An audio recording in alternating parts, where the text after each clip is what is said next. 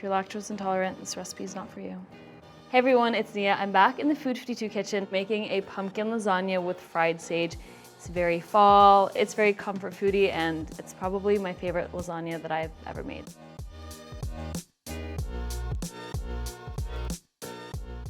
So the first thing you're gonna wanna do is preheat the oven to 400 degrees Fahrenheit because we're gonna roast this sugar pumpkin. I don't get to cook with pumpkin a lot. Usually my go-to is butternut squash. So flip it over and make sure you have a sharp knife. And when you kind of reach the stem, you can just grab the two halves and break it apart. And we're obviously gonna roast it, but the first thing I'm gonna do is remove the seeds. I usually like to save them to make like toasted pumpkin seeds or something like that. Just try to get some of that extra like stringy flesh that's inside too. All right, so now I'm gonna roast them. I have a regular baking sheet with a little bit of parchment paper on it. I'm gonna drizzle it with a little bit of olive oil. I'm also gonna season them with a generous pinch each of salt and some ground pepper. And the olive oil and all the steam that gets trapped inside of the pumpkin helps to kind of cook it so you don't have to worry about it burning at all. So now I'm gonna roast these for about 30 to 40 minutes until they're fork tender and the outside is kind of brown and charred as well. So while the pumpkin finishes roasting, I'm gonna saute our mirepoix. Just a little bit of olive oil. Then I'm gonna add in the onion. And I'm sure you watching at home, you probably already know that a mirepoix is 2 parts onion, 1 part celery, and 1 part carrot. And it is the base of a lot of sauces. I'm gonna add a generous pinch of salt as well, just to kind of sweat out the onions.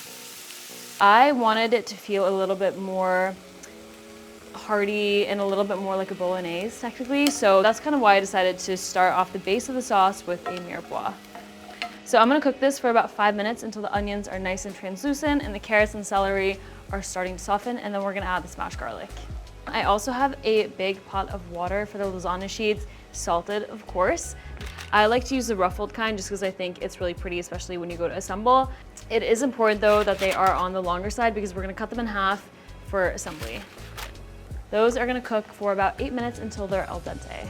One thing that I also like to do, this is not anything new, is add a little bit of olive oil just to kind of keep them from sticking to each other because that can happen really easily, especially when you're making lasagna. So to our mirepoix, I'm gonna add the smashed garlic cloves, and I'm also gonna add a sprig of sage. So I'm just gonna cook this until it's nice and fragrant and aromatic, just another 30 seconds or a minute longer. The sage here is not gonna add a really strong sage flavor, it's just gonna add a little bit of like a hint of sage aroma. So I'm gonna turn this off, and I'm gonna fish this little sage stem out. And here we have the pumpkin. It's done just in time. Before these cook too much, I'm gonna just go in and separate them a little bit. So the next step is to puree everything in this Vitamix Ascent X4. It has these built-in programs which allows you to make either smoothies or frozen drinks or soups.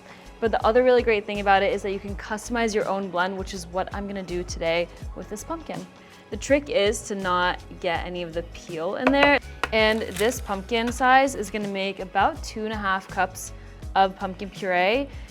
Now I'm gonna add the mirepoix and the garlic.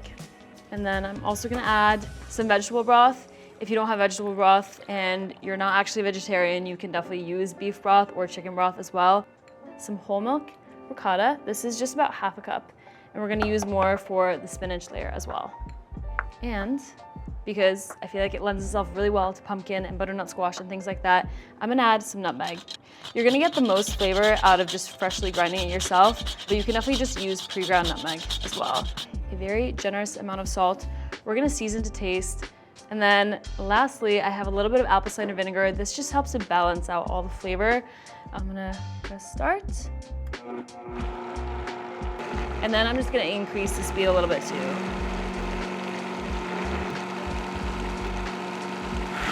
All right, that looks good to me. So you can see that it still has a few bits in it and it's not like a completely smooth sauce, and that's exactly what I want. So we have lovely pumpkin sauce in our Vitamix, and we have the lasagna sheets. Most of them are cut in half already. And then we have a little bit of cheese, actually a lot of cheese. Here we have a little bit of ricotta, which I'm actually gonna mix with this spinach. The ricotta is gonna help to just soften it enough so it's easy to kind of spread out over the lasagna sheets. But you can see the spinach is wilted, it's just kind of mixed in there nicely. I like to just cut them in half this way. Basically, I cut them so that I can assemble them in a really nice way so they overhang around the edge a little bit. It just makes it a lot easier to actually place them and fill the space if they're cut. So I'm gonna start off by adding 1/3 of the pumpkin layer, and you probably noticed that I didn't add any oil to the pan. I don't think it's that necessary here because you're adding the sauce on the bottom anyway. I'm just gonna spread it out evenly. I'm gonna go in with a little bit of Parmesan, a little bit of mozzarella as well. So now that we have the pumpkin, the 2 cheeses, I'm gonna start adding in the lasagna sheets. So I want it to kind of overhang about 1 inch all around. So I'm gonna assemble it kind of in a diagonal.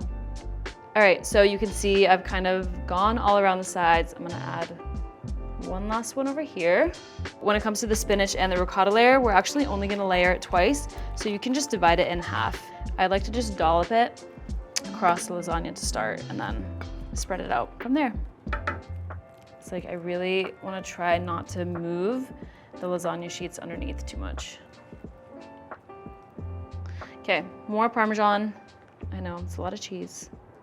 Going in with another little layer.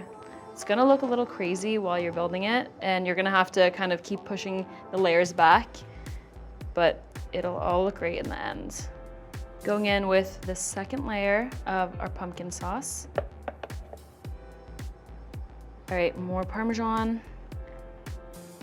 Make sure that you're saving a little bit for the top too. Now I'm gonna go in with the second and final layer of spinach and ricotta. You can make this the day before or 2 days before, keep it in the fridge and pop it in the oven right before serving, or you could also store it in the freezer for probably up to 3 months even. Okay, a little more cheese.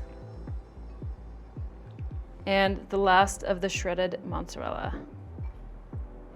Okay, so now we are going in with the final layer of lasagna sheets. Last layer of pumpkin sauce. Now I'm gonna go in with the very last of the Parmesan. Sprinkle it all over. And then instead of using shredded mozzarella, I have a few slices of fresh mozzarella, and I'm just gonna tear them up and just place them on top. So the lasagna is done. It's ready to go in the oven, and I reduced the oven to 350 degrees Fahrenheit. And most importantly, don't skip this step, is I'm gonna cover it with a sheet of tin foil. And this is important because you really don't want the edges of the lasagna sheets to start burning while it's in the oven. So it's gonna cook for about 25 minutes with the tin foil on, and then you're gonna take the tin foil off and you're gonna cook it for another 20 to 30 minutes. And then at the very end, we're gonna broil it for about a minute or 2 just to get it nice and crispy and golden brown.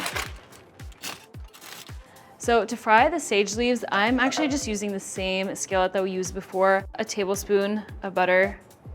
You could use oil, but I do recommend using butter. I'm not gonna wait for it to melt fully, I'm just gonna add the sage leaves right in. I'm just gonna cook these until they are super fragrant and start to look a little bit crispy. All right, here is the lasagna. It looks so good. So this is actually gonna go back in the oven now for another 1 to 2 minutes under the broiler. Okay, here's the finished lasagna. And I actually ended up putting some tinfoil just around the edges because they were getting a little bit browned. All right, so this looks amazing. I love that it's nice and crispy on the edges. I feel like it adds a lot of texture to the overall lasagna, and it's obviously a very nice golden brown on top. So I'm just gonna kind of place them just like organically on top. Okay, let's see if we can get somewhat of a cheese pull. It was small, but it was there. All right, the best part, time to taste. The pumpkin really shines through. And in terms of the sauce, the consistency is perfect. Thank you to the really powerful motor and the high quality blade in this Vitamix. If you want to make this recipe at home, it will be available on food52.com. If you make it, let me know. I would love to hear from you, and I will see you in the next video.